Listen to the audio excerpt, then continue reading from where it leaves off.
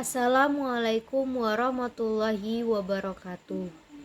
Perkenalkan, nama saya Ninda Ramadona dengan NIM 401221 dengan mata kuliah Penyelesaian Sengketa Internasional kelas A.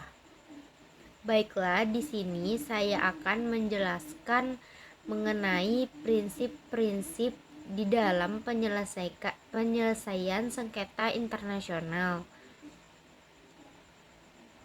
Di dalam penyelesaian sengketa internasional terdapat beberapa prinsip hukum yang mendasari metode penyelesaian yang adil dan damai.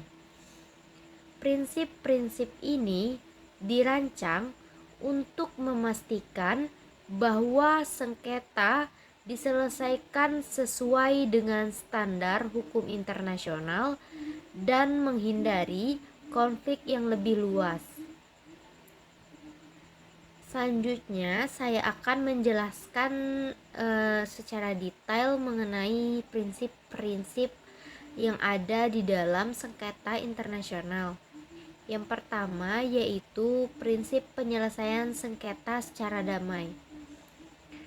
Prinsip penyelesaian sengketa secara damai menyatakan bahwa sengketa internasional harus diselesaikan melalui cara-cara damai tanpa menggunakan kekerasan.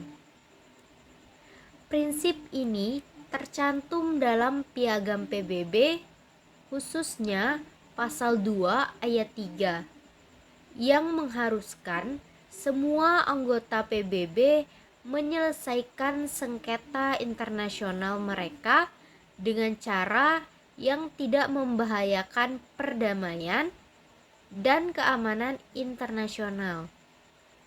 Contoh penerapan prinsip ini adalah perjanjian damai yang dicapai setelah Perang Teluk, di mana konflik antara Irak dan koalisi internasional diselesaikan melalui resolusi Dewan Keamanan PBB dan perundingan damai.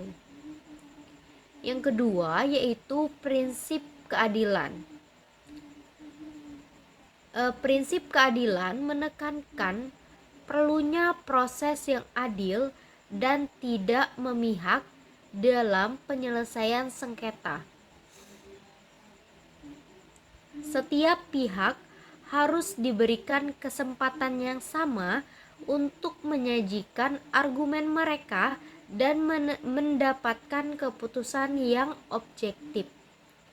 Dalam konteks sengketa maritim, seperti sengketa Laut Cina Selatan, prinsip keadilan menjamin bahwa semua negara yang memiliki klaim atas wilayah tersebut dapat mengajukan argumen mereka di hadapan pengadilan internasional dengan prosedur yang transparan. Yang ketiga yaitu prinsip kesetaraan. Di dalam prinsip kesetaraan mengharuskan bahwa semua pihak yang terlibat dalam sengketa harus diperlakukan dengan setara. Tidak boleh ada diskriminasi atas perlakuan yang tidak adil terhadap salah satu pihak. Dalam sengketa perbatasan, misalnya sengketa antara Bangladesh dan Myanmar mengenai batas maritim, prinsip kesetaraan menjamin bahwa kedua negara memiliki hak yang sama untuk mempresentasikan klaim mereka di hadapan pengadilan internasional. Yang keempat yaitu prinsip kedaulatan negara. Di dalam prinsip kedaulatan negara mengakui hak setiap negara atas wilayah dan kekuasaan hukum mereka. Namun, prinsip ini juga mencakup kewajiban untuk menghormati hukum internasional dan perjanjian yang telah disepakati dalam sengketa mengenai batas wilayah seperti sengketa antara Prancis dan Spanyol mengenai wilayah di Pyrenees.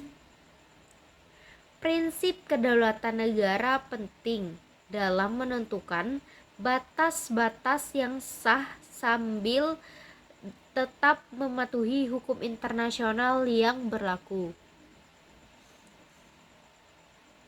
Yang kelima yaitu prinsip non-intervensi.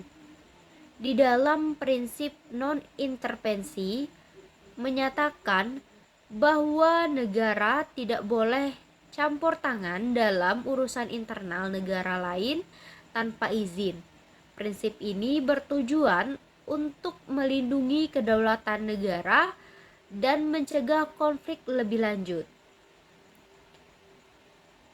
Dalam kasus konflik internal seperti yang terjadi di Suriah, prinsip non-intervensi mengharuskan bahwa negara lain hanya dapat terlibat jika ada mandat internasional yang sah atau persetujuan dari pihak-pihak yang terlibat. Yang keenam yaitu prinsip kepatuhan terhadap hukum internasional.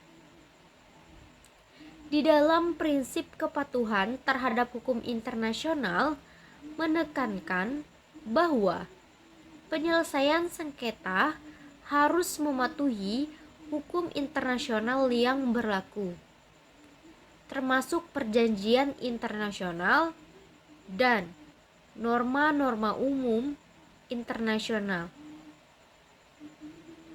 Contohnya, dalam kasus sengketa lingkungan global seperti perjanjian tentang perubahan iklim di bawah Protokol Kyoto. Prinsip ini memastikan bahwa negara-negara yang terlibat mematuhi kewajiban mereka sesuai dengan perjanjian internasional yang telah disepakati. Prinsip-prinsip ini memainkan peran kunci dalam memastikan bahwa penyelesaian sengketa internasional dilakukan dengan cara yang adil, damai, dan sesuai dengan hukum internasional. Dengan menerapkan prinsip-prinsip ini, diharapkan bahwa sengketa internasional dapat diselesaikan secara efektif tanpa menimbulkan dampak negatif yang lebih luas terhadap hubungan internasional dan stabilitas global. Mungkin cukup cuma itu yang dapat saya sampaikan. Apabila ada salah kata, saya mohon maaf. Wassalamualaikum warahmatullahi wabarakatuh.